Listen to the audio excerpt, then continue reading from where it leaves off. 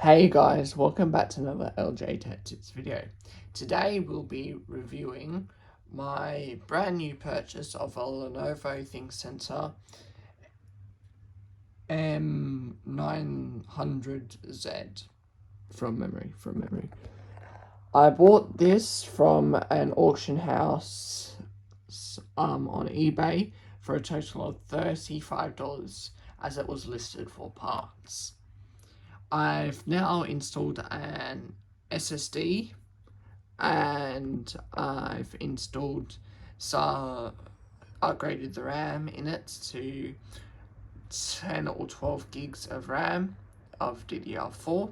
It is a 6th gen Core i5, and yeah, the only thing which doesn't work from it is the webcam, and I can always use an external one. So let's turn it on. We're gonna hit enter and we will get it. And this is also a touchscreen model, which is excellent for the price that I paid. Right, we're gonna go F1 if my wireless keyboard would want to work. In this case, it does not.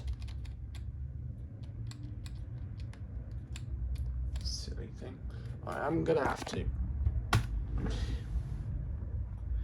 I don't know why it didn't want to work there. Anyway, so we're booting into Windows 11 now because, yes, I had to go through an unofficial installer. Don't worry about these stickers in the corner. I've just put those on from another machine. So, yes, this is Windows 11, as you can see.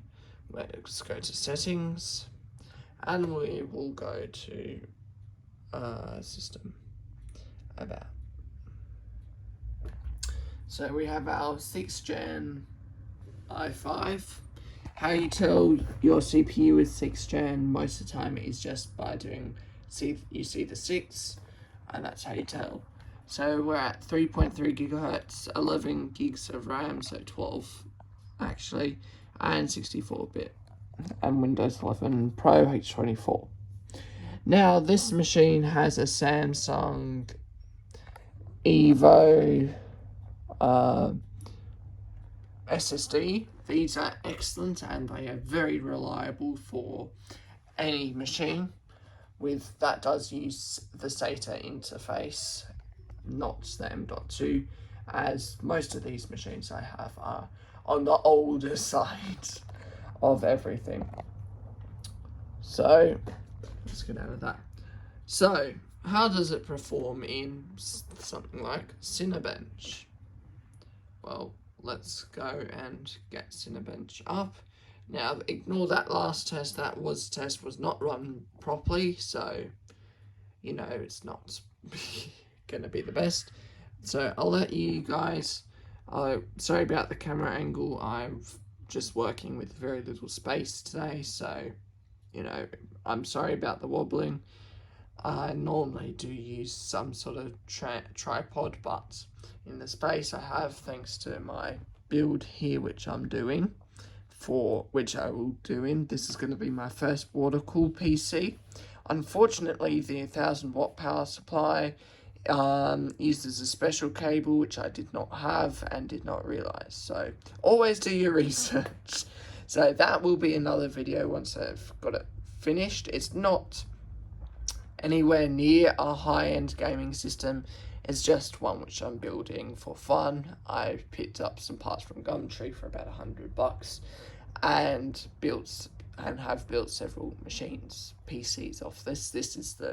I only have 2 gaming machines, so yeah, this is my first water cool all-in-one. It's a all-in-one, so the pump, etc. So it's none of that possible liquid fall. Anyway, so I'll get back to this once it's done, and we will go from there. It looks like it's not going to take too long. Well, it looks like it's already performing a bit better than last time it running, so that is very great and excellent. So we're still running the multi-core test, and once it's finished, I'll still get back to you about how it scores, but overall it's doing better than last time. Well, it looks like it's nearly done, so I will be able to get the multi-core results shortly, hopefully. Oh, it's going to run another one. I don't run Cinebench regularly, so I know there's a timer up here, but I don't always estimate it right. So I'll get back to you once we have finished the multi-core, and then I'll run the single core, and then I'll give you an overall, would I recommend it? So far, for $35 plus $20 for a Samsung SSD, it's a great purchase. Soundbars are front facing, which is even better instead of facing down, like my mini PC did. Which is for sale, by the way, if you do want to buy it. It's on my Facebook Marketplace. But this is my new machine. So, yeah, once it's done, it's already going to perform better than a Celeron. Well, I think we all know that. But the question is, do I want something that does officially support Windows 11? The mini PC did. This doesn't, because it's not an 8th gen i5 or anything of that nature. For me, I just bought it because it was cheap and it worked, which it does. So, once it's finished, I'll get back to you guys. Well, we have our multi-core results. So, let's start with the single core. I'm doing this through the camera, so I'm going to use the mouse now. Start. I hope I haven't crashed. Cinebench. Hey, there we go. So once we're done with the single core, we will see what happens. But overall, it's a solid machine. And if you can pick one of these up, even with a hard disk or something like that, for maybe a few $100, these are solid machines, and I'd highly recommend them. They're all-in-one, reasonably power efficient compared to like a PC or a mini PC, and they offer okay performance. I'm not saying use this for high-end games, because obviously that will perform not the best, we'll put it in that stuff, but for simple things, maybe Minecraft. I don't play many games anymore, so I like building PCs. That's what I like to do. So I wouldn't exactly know, but I think Minecraft or Roblox or something like that, Fortnite maybe, would perform maybe okay on this. Exclude Fortnite, sorry, I don't think it would, because Fortnite demands on graphics. But, some basic games would perform okay on this, but it's more designed for Office, web browsing, Word documents, and maybe, like, I did some work on Blender on this, and it performed excellent. So Blender rendering, I think it would be an excellent machine to do that type of stuff on.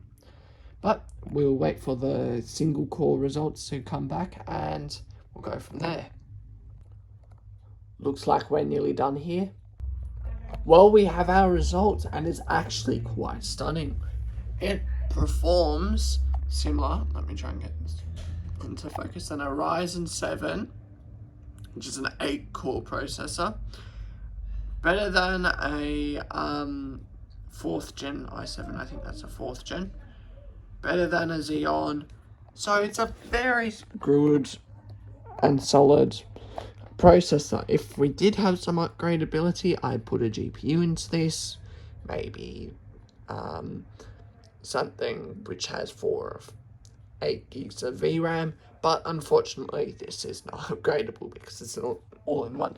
But would I recommend a 6th gen i5 for a gaming system? Yes, I would, because it performs excellently.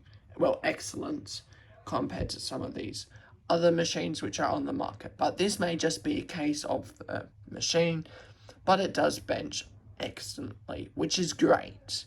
So, well, thank you very much for watching. And I would highly recommend getting an all-in-one. Doesn't have to be Lenovo, it could be HP. I would not mind, But for what I paid for this machine, whatever you may find cheap or in your budget can run. So maybe an i5, I'd recommend anything on an i5 or newer, because an i3, they do perform okay, but you say you do want more performance loads, for example with Photoshop or Blender rendering, an i3 would struggle with that. So I think an i5 with this setup, an all-in-one, would be excellent. This setup would normally set you back $200 to $300. Now, if you buy, because I bought this at a government auction house, I got it for cheaper, and you can always do the same. Always look around for like used or government auction houses. Facebook Marketplace is always a good place, because prices can be anywhere from $5 for a cheap power supply to maybe 120. There's a lot of variation. So if you are in a market for a PC that could do work or a bit of video editing, I'd highly recommend a all-in-one PC to you. Gaming wise, basic games, nothing too high end, because this has integrated graphics, not doesn't have a dedicated GPU. And at any events, thank you for watching. If you like the video, please like and subscribe, and have a fantastic rest of your day.